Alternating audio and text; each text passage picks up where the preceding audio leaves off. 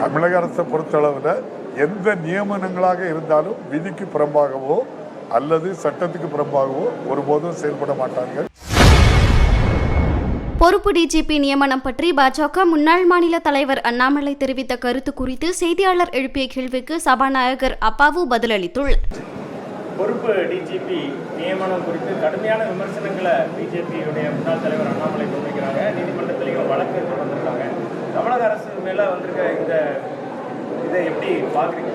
பொறுப்பு டிஜிபி நியமனம் சரியானதா?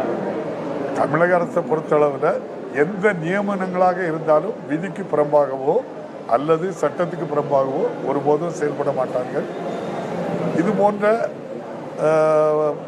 பணி அமர்த்துவதில் சரியான முடிவு தான் நம்முடைய மாண்புமிகு முதல்வர் எடுத்திருக்காங்க.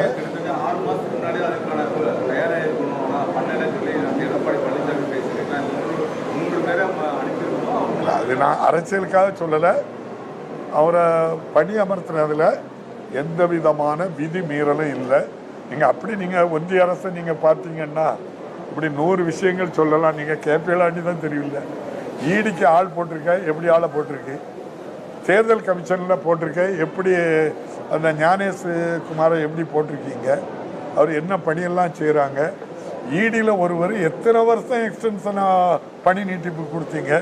உச்ச நீதிமன்றமே எவ்வளவு கண்டிப்பு கொடுத்துருந்து பார்த்தீங்களா? அந்த வகையில் பார்த்தீங்கன்னா நீதிமன்றம் போயிருக்காங்க. நீதிமன்றம் தமிழக அரசு செய்த முடிவு சரின்னு சொல்லுவோம்.